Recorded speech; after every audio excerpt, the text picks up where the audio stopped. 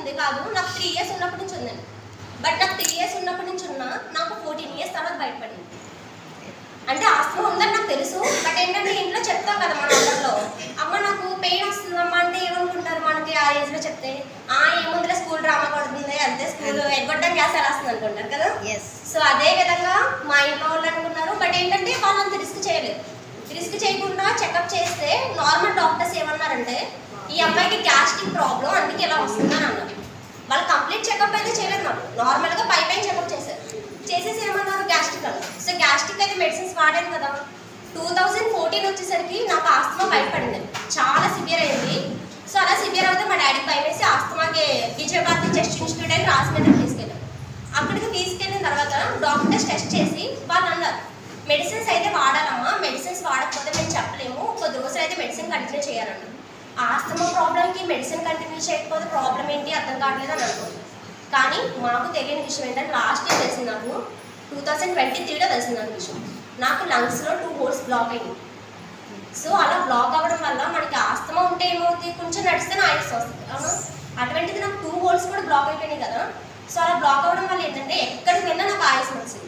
ఏమన్నా మాట్లాడినా లేకపోతే స్కూల్కి వెళ్ళినా ఆయుసంతో పాటు ఇంకా ఏంటంటే నాకు చెస్ట్ పెయిన్ వచ్చింది. అన్నిటికంటే మేజర్ ప్రాబ్లం ఏంటంటే నాకు నోస్ నుంచి మౌత్ నుంచి బ్లడ్ పడింది, ముక్కు నుంచి నోటి నుంచి కూడా నాకు బ్లడ్ పడింది. నాకు అలా బ్లడ్ పడుతూ ఉండేది, షివర్ అయిపోయేదాన్ని, ఒళ్ళంతా చల్లబడిపోయేది. సో ఇలాంటి సిమ్టమ్స్ ఉన్నప్పుడు ఇంట్లో ఎవరైనా జాబ్స్ పంపిస్తారు మనల్ని, ఏ పేరెంట్స్ అన్నా భయపడకుండా ఉంటారా? సో మా పేరెంట్స్ అయితే చాలా భయపడ్డారండి, నిజం చెప్తున్నా. నన్ను పంపించడానికి అయితే చాలా భయపడ్డారు. వద్దు, ఎందుకు వచ్చింది జాబ్, ఎందుకు ఇలాగా ఇంట్లో ఉండేది ఏదో చేసుకుంటుంది, మనకి ఏమైనా భారమా అనుకున్నారు. కానీ నన్ను ఎప్పుడు డిస్కరేజ్ అయితే చేయలేదు. 100% నాకైతే సపోర్ట్ చేశారు.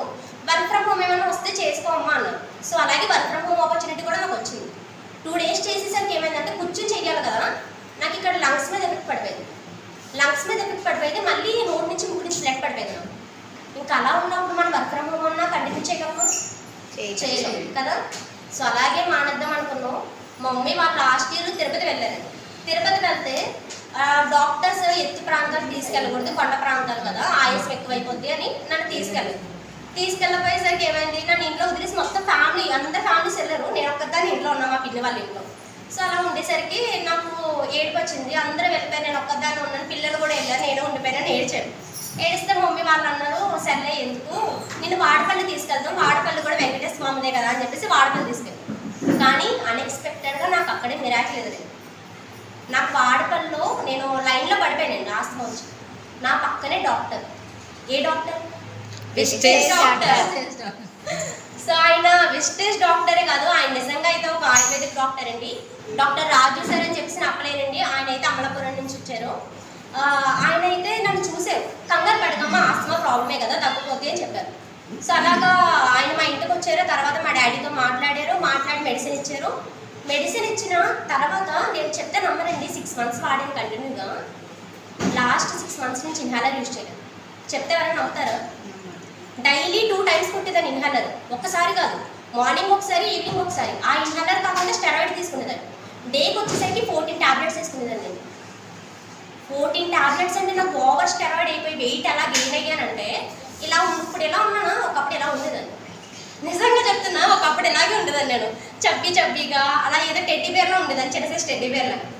కానీ అలాగా వెయిట్ గెయిన్ అయిపోయాను స్టెరాయిడ్ వల్ల.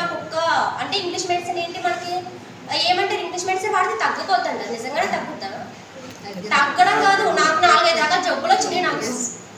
నేను ఆస్తమాకు వాడానా, నాకు ఆస్తమా ఒకటి స్టార్ట్ చేస్తే పెయిన్ వచ్చేదండి.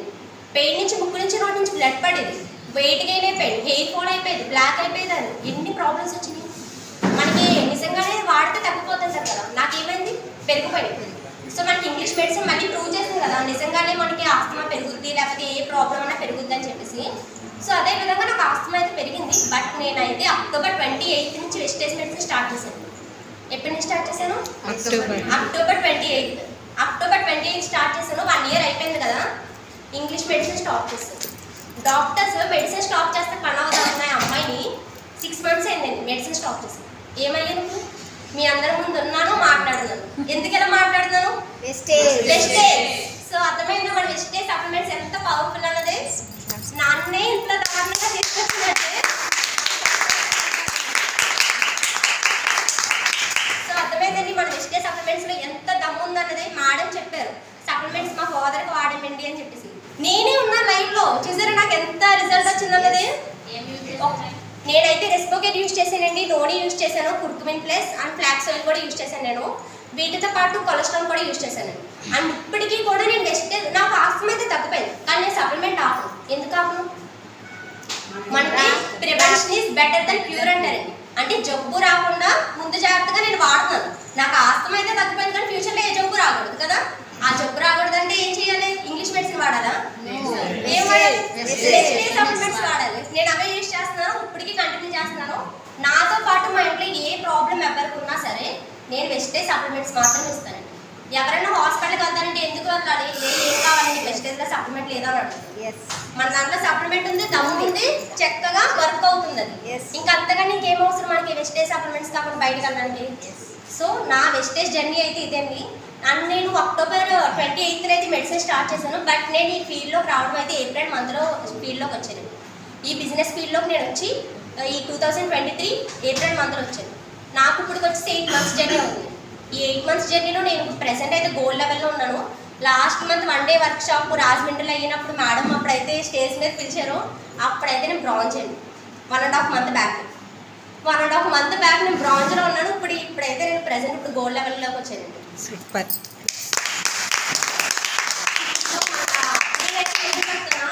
నాకు ఇంత ఇన్స్పిరేషన్ అయ్యి ఇంత ఫాస్ట్గా నేను ముందుకు అన్న కారణం ఏంటండి?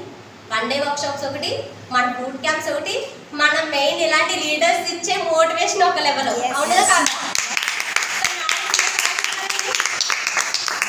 నా మోటివేషన్ అయితే ఒకటేనండి, 100%. నేనైతే డెఫినెట్లీ మేడంగా నేను కూడా ఒక గ్రేట్ స్పీకర్ అవ్వాలనుకుంటున్నాను. డెఫినెట్గా, ఖచ్చితంగా. ఆల్ ది బెస్ట్ అమ్మా.